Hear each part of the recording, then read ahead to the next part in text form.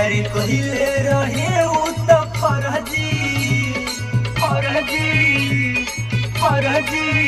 सुनी माई हमार दुनिया रजी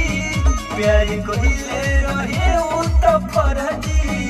रहे जनों से ज्यादा उमानत अब तो दूसरा के भइल अमानत तोड़ के उ दिल गइल तोड़ के उ दिल गइल जैसे तूर फूल के जिए नहीं पाई माई